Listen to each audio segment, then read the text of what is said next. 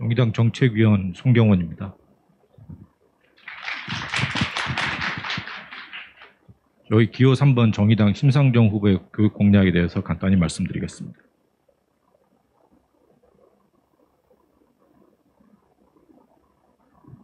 제가 기계치라서요, 이 PPT 만든 게 되게 어려운데요.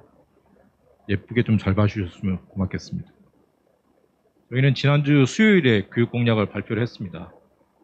비하인드 스토리로 말씀을 잠깐 드리면, 만들어진 지 좀 됐는데 발표를 좀 시간적 여유를 두고 했습니다. 전체 큰 슬로건은 국가가 책임지는 미래형 맞춤 교육으로 했습니다. 키워드는 국가, 책임, 미래, 맞춤입니다. 그 반대를 저희 지금의 그 현실이라고 봤습니다. 개인이 알아서 하는 교육, 책임지지 않는 교육, 과거 형태에 머물러 있고 학생들한테 약간 좀 맞춤이나 이런 형태가 없는 그런 교육이라고 봤습니다. 그래서 키워드를 저렇게 잡았습니다. 이게 7가지 형태의 영역입니다. 첫 번째가 포스트 코로나 시대를 여는 미래 교육인데요. 이 영역에서는 한반 20명 형태의 내용이 들어가 있고요. 그 다음에 수업하고 평가를 바꾸겠다. 대학 체제를 바꾸겠다. 서울대 10개 만들기라든가요. 국공립대하고 전문대부터 무상교육 이런 형태의 내용을 반영을 했습니다. 두 번째는 아동 돌봄입니다. 그래서 유아교육, 유보 통합을 하고 유아학교를 만들고 그 다음에 이제 초등학교 돌봄에 대해서 어떻게 하겠다라는 내용을 담았습니다. 세 번째는 책임교육입니다. 그래서 3단계 기본학력 보장 시스템을 구축을 하고 그다음에 관련되어 있는 그 지원 체제를 만들겠다라는 형태의 내용을 담았습니다. 맞춤형 지원 체제를 확대하고요, 에듀테크를 활용하겠다라는 내용을 담았습니다. 네 번째는 직업교육입니다. 저희 다른 대학은 약간 특징적인 것이 저희가 이제 직업교육을 좀 많이 강조를 합니다. 그래서 그런 내용을 담았습니다. 직업교육 체제를 어떻게 바꾸겠다라든가, 그다음에 그 학력 간 임금 격차를 해소하기 위해서 정부나 이런 쪽에서 어떻게 그 임금 보전을 하겠다라든가 이런 내용을 담았습니다. 다섯 번째는 대입제도 개편이고요. 그리고 그러면서 사교육 조치, 학력 학벌 차별금지법의 내용을 담았습니다. 대입제도 개편의 핵심은 고교 학점제와 연동된 대입체제로 가야 된다라는 내용을 담았습니다. 그리고 여섯 번째는 학교 민주주의고요. 일곱 번째는 평생교육의 내용을 담았습니다. 시간이 짧아서 제가 그 구체적인 내용을 말씀을 못 드리겠고요. 저희 홈페이지나 이런 데 저희가 내용을 다 수록을 했습니다. 보시면 볼 수 있습니다. 크게 저희 공약의 3가지 핵심은 요겁니다. 3에서 5세, 현재 학제가 아니거든요. 유치원이 존재를 하지만 학제가 아닙니다. 그래서 학제를 만들겠다라는 목표 하에 3에서 5세 어린이집과 같이 있는 이원화된 체제를 하나로 만들기 위해서 유보 통합을 하고 그런 가운데 유아학교를 만든 다음에 무상 의무교육을 하겠다라는 형태입니다. 현재 어떤 그 무상을 좀 더 강화를 하고요. 의무교육이긴 하지만 학부모가 선택할 수 있는 그런 형태의 의무교육으로 설계를 했습니다. 그다음에 책임교육을 위해서 한반 20명 형태를 만들겠다는, 저희가 생각하는 책임교육이라는 개념은 선생님이 아이를 한 번 더 볼 수 있게 하는 겁니다. 한 번 더 챙겨줄 수 있고 한 번 더 할 수 있게. 그래서 그런 여건을 만들어 주고 나서 그 다음에 학생의 발달이나 성장에 필요한 교육 프로그램을 해야 된다는 내용입니다. 세 번째는 서울대 10개를 만들어서 대학 서열체제나 학벌체제나 이런 부분들에 있어서 어느 정도 해소를 해나가는 그 첫 걸음으로 가야 된다라는 형태로 대학 균형 발전입니다. 1분 내로 마무리. 네. 고맙습니다. 저희가 이제 발표를 하실 때 후보께서 몇 가지 워딩을 하셨는데요. 고등학교만 나와도 괜찮은 사회를 만들겠다는 워딩을 하셨고, 이제 직업교육과 관련한 말씀을 하셨습니다. 그리고 출신 학교와 졸업 여부에 따라서 가치가 평가되지 않도록 하겠다라는 그런 말씀을 쭉 주셨습니다. 네, 이상으로 저희 기본적인 교육 공약에 대해서 설명을 마치겠습니다. 네, 감사합니다. 송경원 정책위원님께서는 국가 책임형 맞춤형 교육을 기조로 말씀하시면서 핵심으로 3, 5세 무상 의무교육, 또 책임교육, 서울대 10개 균형 발전 과제를 7개 영역 관련한 과제와 함께 말씀해 주셨습니다. 다음으로는 패널들의 질문과 토의가 있겠습니다. 네, 한 질의와 답변까지 5분 이내를 부탁드리겠고요. 먼저 구본창 국장님 1분 내로 질의를 부탁드리겠습니다. 네, 캠프 쪽에서 보내주신 답변서를 참고해서 질문을 드립니다. 학교 책임 교육을 강화하기 위해서 기초학력에 대한 진단의 필요성에 대해서는 동의를 해주셨습니다. 그리고 현재 초중고의 93.6%가 기초학력 진단을 하고 있는 점에서 추가적인 학력 진단책에 대해서는 특별히 언급을 하지 않으셨습니다.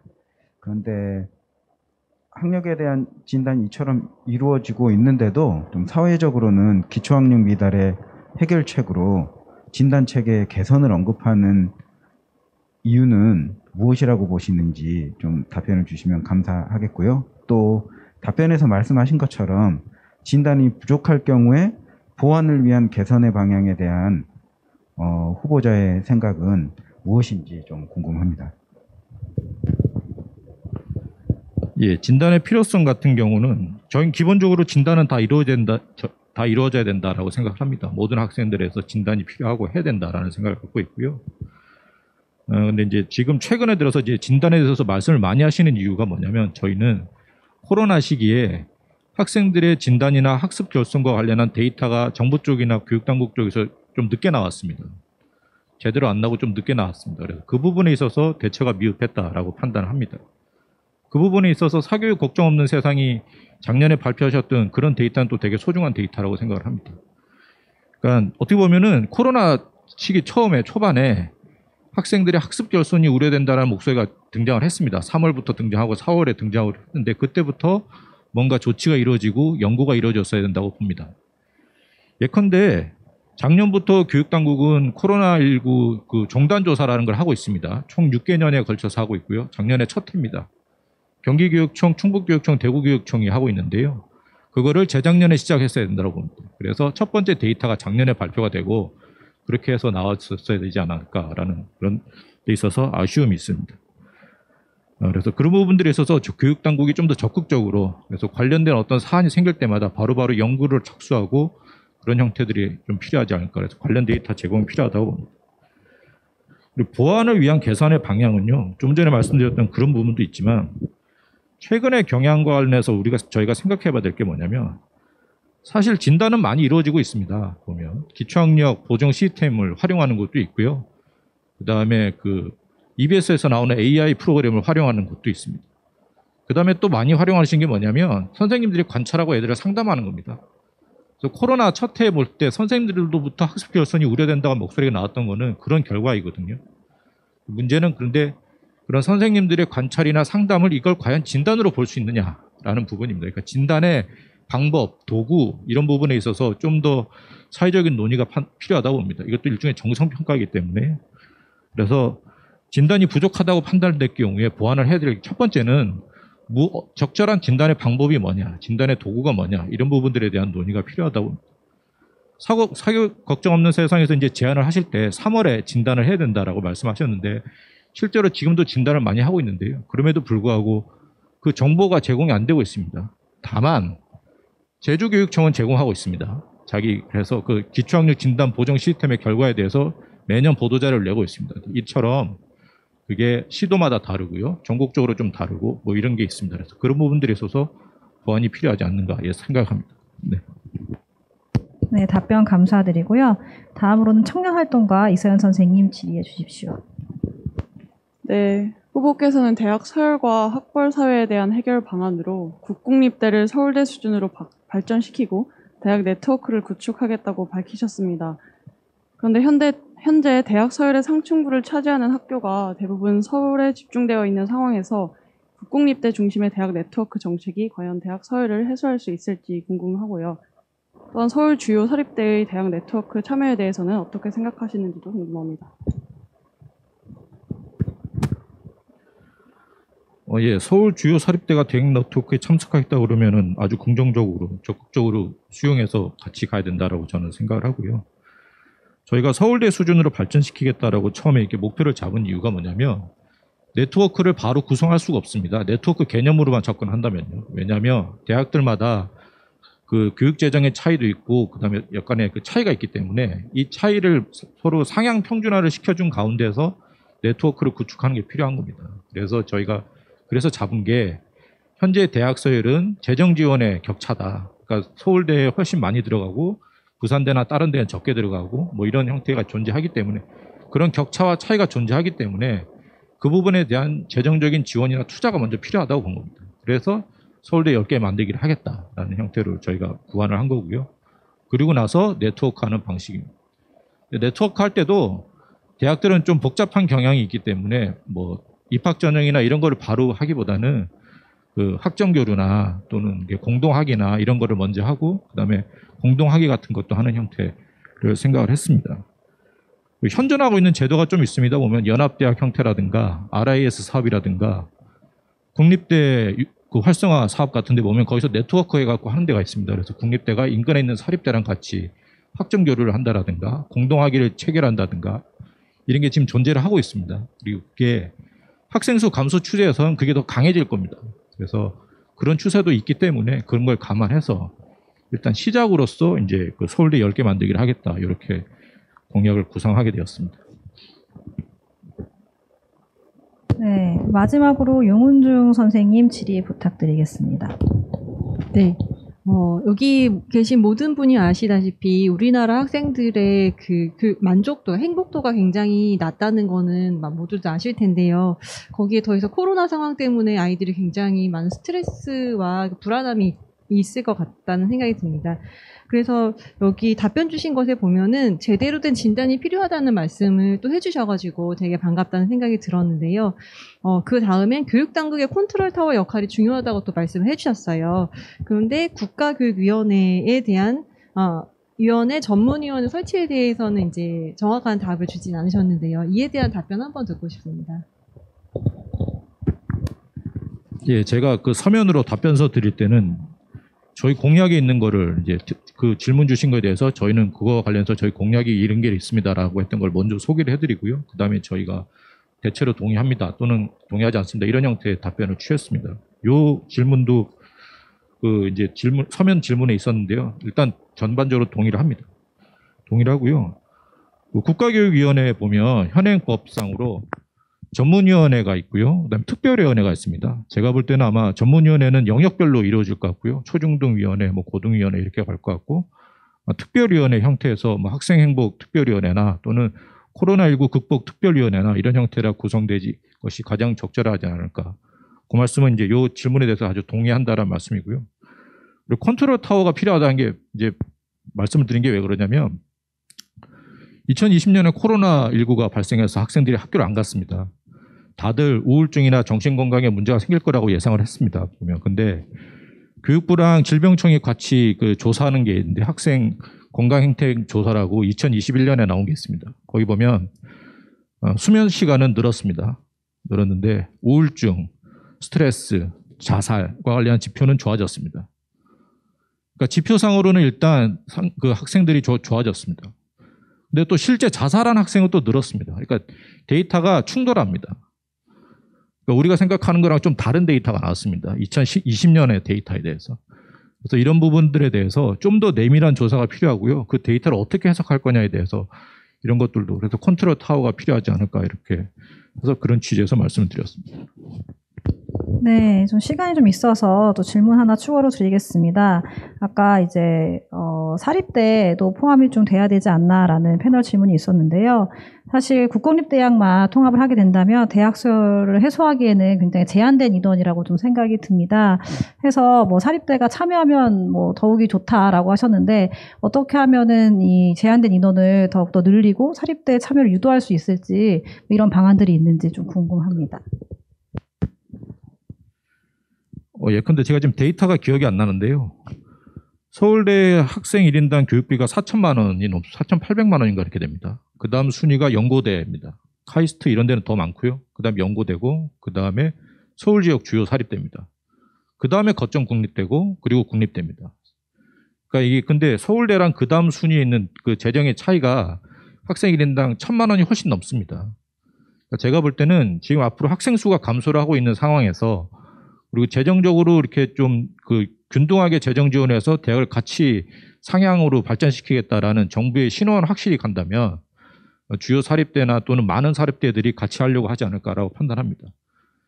그 근거로서 말씀드리는 게 이게 뭐냐면 지역혁신 플랫폼이라고 하는 사업을 지금 하고 있습니다. 교육부가. 거기도 거의 수천억의 돈이 들어가고 있는데요. 수도권에서는 안 하고 지방에서만 지금 하고 있습니다. 경남 플랫폼이 있고 충북 플랫폼이 있고 이렇습니다. 거기 보면 경남 플랫폼 같은 경우에 경상국립대가 중심이지만 인근에 있는 사립대들이 같이 하고 있습니다. 그만큼 재정적으로 투여해서 그 지역 내에서 선순환시키는 구조를 해서 대학과 산업을 같이 발전시키겠다, 지역을 발전시키겠다라는 신호만 주면 같이 하는 경향이 상당히 나오지 않을까 이렇게 생각하고 있습니다. 네, 감사합니다. 추가적으로 또 이서연 선생님 해주실 수 있을까요? 네. 그 초중교 사교육비 조사나 희망고교 유형별 사교육비 조사, 그리고 국가장학금 신청 현황, 학벌에 따른 생애 임금 격차 등 이런 수많은 자료를 볼 때 교육 기회와 결과가 고소득층에게 압도적으로 유리하게 돌아간다는 현실을 목도하게 됩니다. 이 대학 서열과 임금 격차가 해소된다면 이러한 문제가 상당 부분 해결되겠지만 과도기적으로는 결과의 보정, 예컨대 대학 입시와 채용에서 취약계층에게 일정 비율의 쿼터를 줘야 한다는 주장이 있습니다. 이에 대해서는 어떤 입장을 가지고 계신지 말씀해 주시면 감사하겠습니다. 예, 저희는 사회정의와 교육정의 차원에서 아주 타당하고 그렇게 가야 된다고 믿고 있고 지금 진행하고 있고요. 좀 더 확대돼야 된다고 생각합니다. 저희 답변 중에 50페이지에 보시면 대입제도 개편과 관련해서 1단계, 2단계를 저희 공약으로 수록한 게 있습니다. 기회균등, 지역균형, 지역인재 이 세 가지가 사회통합 전형인데요. 이게 확대돼야 된다라고 해요. 그래서 이런 쿼터 같은 게 좀 더 늘어나야 되지 않을까라고 이렇게 판단하고 있습니다. 그리고 실제로 사회통합 전형이 얼마 전에 이제 고등교육법이 통과되면서 일정 부분 의무화돼 있습니다. 그런 의무에다 플러스 대학들이 좀 더 자율적으로 해서 좀 더 많이 늘려야 되지 않을까라고 생각하고 있습니다. 그리고 이게 지금 지방소멸 시대에 지역을 살리는 하나의 방법으로서 또 작동하는 그런 모습도 있습니다. 네, 답변 감사드리고요. 패널 토론에서 마지막 질문이 될 것 같은데요. 네, 저희 용훈중 선생님 추가적으로 질문 부탁드리겠습니다. 네. 그 맨 첫 번째 공약으로 말씀해주신 유보통합에 대해서 좀 질문을 좀 드리고 싶은데요. 이게 지금 굉장히 오랫동안 이제 그 유보통합을 하기 위해서 노력을 해오고 있는데, 그 갈등이 굉장히 좀 봉합이 안 되고 이제 좀 계속 대립되고 있는 상황인 것 같아서요. 그런 대립상을 해결하기 위해서 뭐 가지고 계신 방법이 좀 있으실까요? 유보통합이 이제 박근혜 정부 때도 시도가 됐다가요. 이제 1, 2, 3단계로 추진해서 1단계, 2단계까지는 다 됐는데 이제 3단계에서 안 됐습니다. 그러니까 교원 자격 통합하고요. 부처 통합에서 논의를 하다가 이제 멈췄습니다. 문재인 정부는 그 다음에 또 진척을 안 했고요. 다행히 이번에 이제 그 각 정당의 후보들께서 유보통합을 다 말씀을 해주셨기 때문에 얼마 전에 윤석열 후보도 말씀을 해주셨기 때문에 다음 정부는 아마 유보통합을 위해서 시작을 하지 않을까 판단합니다. 제가 생각하는 가장 좋은 방법은 국가교육위원회에서 첫 번째 사안을 이걸로 다루면 된다고 봅니다. 그동안 유보통합이 잘 안 된 게 부처의 이기주의도 한몫을 했습니다. 그것도 있고 유치원 쪽의 생각과 어린이집 쪽의 생각이 약간씩 좀 다르고 이런 것도 좀 있었습니다. 그렇기 때문에 그 국민들이나 학부모님들의 생각, 그다음에 관련 당사자들의 생각, 부처들의 생각을 이렇게 종합을 해서 충분히 오랫동안 끈질기게 얘기하다 보면 이렇게 답이 나오지 않을까라고 판단하고 있습니다. 그리고 예전에 유보통합이 무산됐던 시기하고 다르게 지금은 누리과정으로 인해서 사실상 많은 부분 진척이 돼 있거든요. 재정 지원도 지금 같이 해주고 있고 동일한 교육과정인 누리과정도 시행되고 있기 때문에 이제 사람들이 충분히 논의만 한다면 가능성이 있다고 저는 봅니다. 네, 답변 감사드립니다. 이상으로 좀 패널 토의를 마치려고 하고요. 다음으로 좀 평가단 질문을 살펴보도록 하겠습니다. 네, 많은 분들이 좀 질문을 주시고 계십니다. 평가단은 지금 현장과 또 줌 온라인으로 나눠 참여하고 계십니다. 먼저 평가단에 좀 시간을 드리도록 하겠습니다. 현장 평가단에 보시면 혹시 조태진 선생님 오셨을까요? 네, 직접 질문해 주시기 부탁드리겠습니다.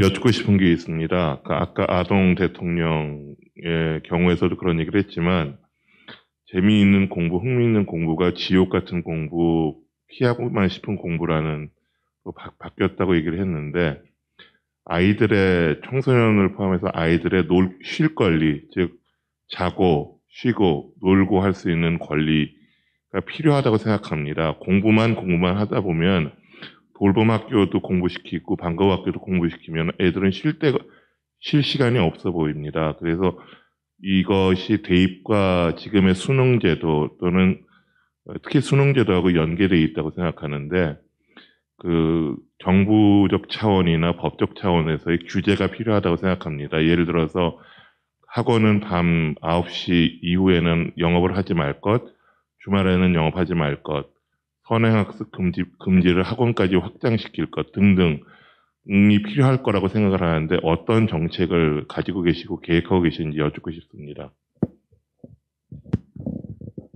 저희가 이제 사교육과 관련해서는 사교육이 이제 수요 측면을 접근하기 위해서 이제 대입제도나 또는 학벌 사회나 또는 대학 서열 사회 이런 관련한 이제 공약들을 쭉 제시를 해서 여기 답변서에 수록을 했고요.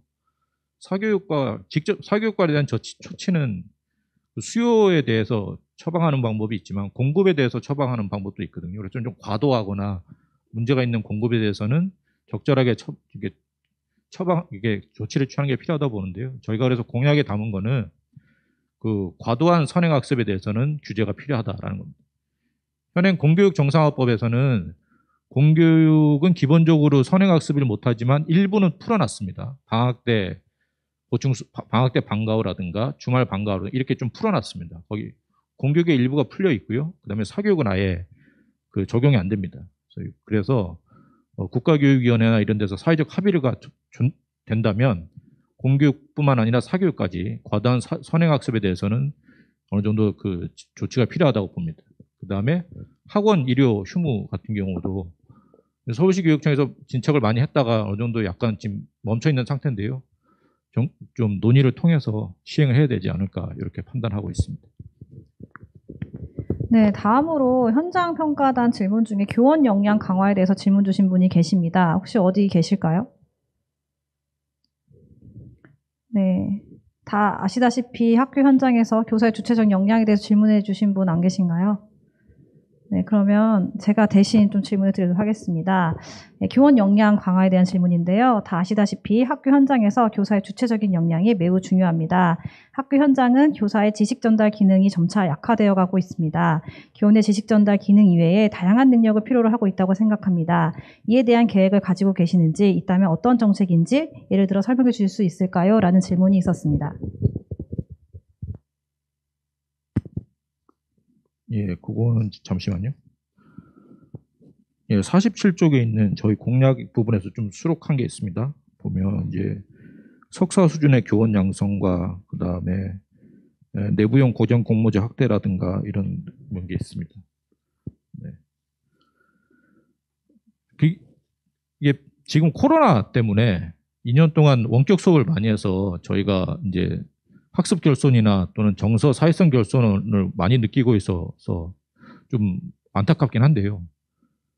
그 직전까지만 하더라도 그 선생님들의 어떤 수업 혁신은 상당히 광범위하게 일어났습니다. 보면 많이 진척이 됐어. 예전하고 좀 다르게 수업 혁신이나 학생들과 대하는 방법이나 상담에 대한 방법이나 이런 분들이 그 많이들 진척이 됐습니다. 그래서 보면 그게 그 진척이 됐었던 원동력이 보면 어떻게 보면 연구회라든가 선생님들끼리 자발적으로 협업한다라든가 이런 분위기 속에서 이루어졌다고 저는 봅니다.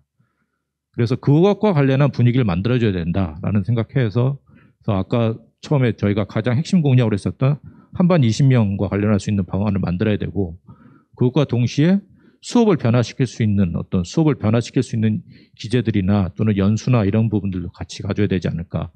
그리고 거기다가 평가를 할 수 있는 선생님들한테 평가권을 준다라든가 학생의 성장 위주의 평가를 한다라든가 이렇게 상대평가나 줄 세우기 말고 이런 형태로 내신 제도나 이런 걸 바꿔야 되지 않을까 이렇게 생각을 하고 있습니다. 네, 답변 감사합니다. 좀 중요한 질문인 것 같아요. 혹시 이승님 계십니까? 이승이라고 자꾸 적어주시는데, 네, 현장에 안 계신가요? 줌으로 하고 계신 분인가요? 네네. 질문을 좀 대신 드리면요. 교육 정책 공약의 실행의 확인은 이라는 제목을 좀 주셨습니다. 항상 선거철이 되면 장밋빛 공약이 남발하지만 정작 선거가 끝나고 새로운 정권이 들어서면 선거 시 약속했던 다수의 좋은 공약들이 잊혀지거나 변경되는 것을 반복해서 경험하고 있습니다. 이 당에서는 오늘 약속하신 교육 공약들을 정권이 들어선 후에 어떻게 지속적으로 실행을 확인하려는지에 대한 계획을 알고 싶습니다. 라는 질문 주셨습니다. 저희가 공약을 수립을 할 때 저희가 이제 몇 분이 같이 수립을 했는데요. 이제 첫 번째로 신경을 많이 썼던 게 현재 진척되어 있는 정도였습니다. 그러니까 현재 추진하고 있는 정책이냐 아니냐. 그다음에 그 정책이 어느 정도 진척이 되어 있느냐라는 걸 먼저 확인을 했습니다. 그 말씀을 드리는 이유는 실현 가능성을 높이려면 한 발 더 나가는 형태의 공약을 제시해야 된다고 봤습니다. 저희는. 그래서 두 발, 세 발 뭐 이렇게 가는. 이래서 대학 네트워크 같은 경우도 마음 같아서는 그냥 전국의 대학을 다 네트워크 하겠습니다. 이렇게 하면 되는데 그거는 5년 단임제 체제 내에서는 불가능합니다. 사실상. 그러니까 5년 단임제 내에서 체제에서 우리가 할 수 있는 거를 찾기 위해서라도 현재 유사 정책이 있느냐. 그 정책이 얼만큼 추진됐느냐. 그래서 거기에 비춰서 우리가 한 발 더 나갈 수 있는 건 뭐냐. 이렇게 해서 쭉 이렇게 해서 공약을 구안했습니다. 그래서 저희가 만약에 그 선거에서 승리를 한다면 바로 그냥 인수위를 꾸려서 바로 계획서를 짤 수 있게끔 그런 형태로 해서 만들자라는 자세로 해서 이제 공약을 짰다라는 말씀을 드리겠습니다. 네, 계속해서 줌 온라인 평가단의 질문을 소개해 드리도록 하겠습니다. 이 공약의 실현 가능성에 대한 부분에 대한 질문을 주셨습니다. 이용현 님께서 질문 주셨고요. 3, 5세 무상교육에 대한 재원 대책이 필요합니다. 저도 무상교육이 반드시 필요하다고는 생각합니다만 무조건적인 무상화는 국가 재정 부담으로 이어진다고 생각합니다. 이에 대한 구체적인 대책이 필요합니다. 라고 첫 번째 질문 주셨고요. 두 번째는 살찐 고양이법 등 최고임금법에 대한 실현 방안이 궁금합니다. 라고 질문 주셨습니다. 이에 대해서 답변 주시겠습니까? 살찐 고양이법은 교육관계법에 명시를 해도 되고요. 또는 아니면 이제 노동 쪽의 관련법에다가 명시를 해서 최고임금에 제한을 두는 형태로 해서 이렇게 하면은 가능합니다. 물론 법이 통과될 때 많은 논란이 있을 걸로 예상이 됩니다. 이렇게 약간 반대하시는 분들의 목소리도 있을 거고요. 그래서 충분히 사회적으로 논의하고 토론하고 이렇게 하면서 진행을 시켜야 되지 않을까라는 생각을 합니다. 그래서 실현 경로는 법 개정 또는 법 이렇게 제정으로 생각하고 있습니다. 무상교육은 제가 지금 숫자를 안 들고 왔는데요. 기억을 더듬어 보면 3, 5세 무상 의무교육과 관련해서 저희가 어떻게 계산을 했냐면 그 학부모가 부담하는 거를 계산해 놓은 게 있습니다. 그러니까 그 학교 알림이 유치원 알림이 상에 있는 유치원 알림이와 어린이집 알림이 상에 있는 학부모가 내는 납입금 통계가 있습니다. 그 통계를 바탕으로 해서 얼마를 내고 있다. 그 다음에 그걸 얼마 내기 위해 그 얼마 내고 있는 거를 제로로 만들기 위해서는 얼마가 곱하기 방식으로 해서 얼마 해갖고 이렇게 계산을 해서 그때 2조가 좀 넘는 돈이 나왔습니다. 그래서 그 정도 돈이면 현재 교육재정 규모나 지방교육재정 교부금이 증가하는 속도로 봤을 때 이거는 충분히 가능하다라고 저희는 봤습니다. 네, 그래서 가능합니다. 네, 다음으로 계속해서 줌 온라인 평가단 질문 되도록하겠습니다. 교원 위주의 정책, 학부모 정책이 좀 미흡하다라는 의견이신데요. 정의당의 교육 공약이 대체로 진보적이지만 교원 위주의 정책으로 보여지는 측면이 있습니다. 오마이뉴스 보도를 보면 학생회, 교직원회, 학부모 법제화에는 찬성이 아닌 신중검토, 교원 능력 개발 평가 강화에도 신중검토 입장이던데 이에 대한 입장을 듣고 싶습니다. 라고 질문해 주셨습니다. 죄송합니다만 학부모의 교직원의 학생회는 저희는 찬성 입장으로 답한 걸로 저는 그게 저희 공약에도 있습니다. 그거는 찬성이고요.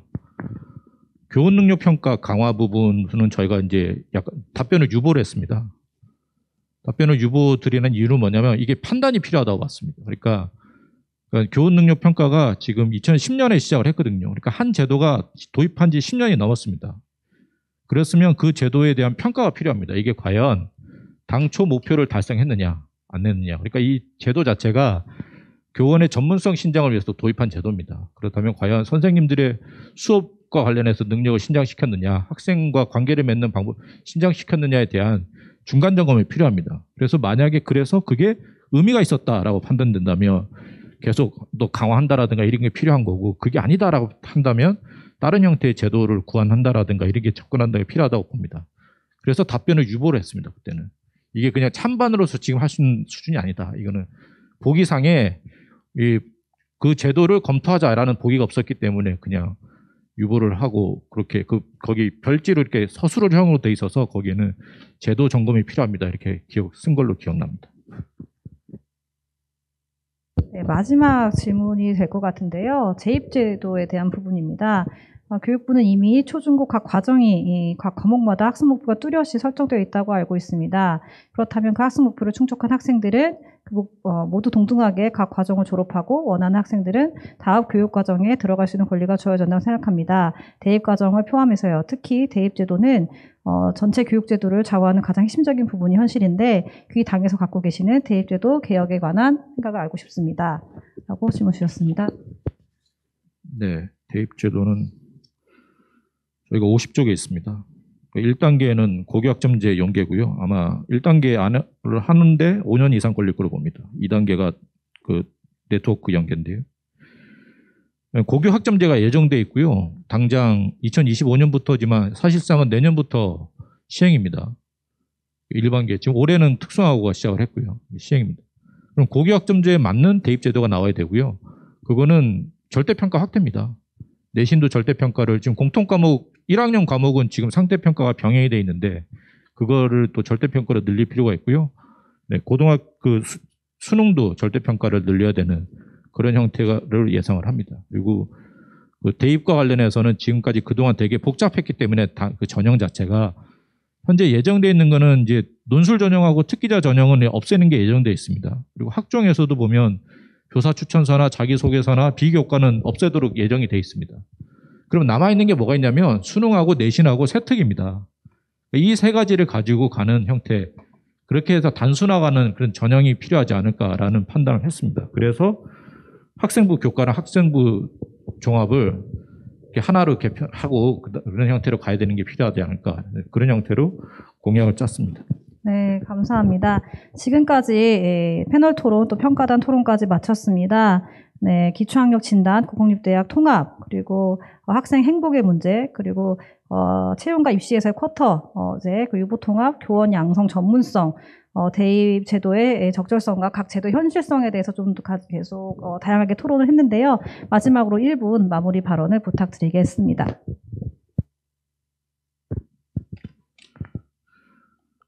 네, 마무리 발언. 오늘 같은 자리가 되게 소중한 자리입니다. 이번 선거 같은 경우는 그 공약을 평가하거나 또는 이렇게 하는 기회가 상당히 없습니다. 생각보다. 이런 자리가 많지 않습니다. 그리고 이제 각 정당들이 교육 공약을 발표를 안 하던가 또는 약간 등한시하는 경향도 있습니다. 어떻게 보면 지금 정치가 교육을 흔드는 전형적인 모습이 나타나고 있다고 봅니다. 저희는 교육을 되게 소중하게 생각하는데요. 이번 선거에서는 교육이 소중하지 않습니다. 그래서 좀 안타깝게 생각을 하고 있습니다. 제가 비록 정당의 몸을 담고 있지만 그런 부분에 있어서 오늘 이렇게 자리를 만들어 주시고 그리고 의견들을 주시고 질문을 주신 것에 대해서 너무나도 감사하게 생각합니다. 네, 고맙습니다. 네, 다시 한번 큰 박수 부탁드립니다. 네.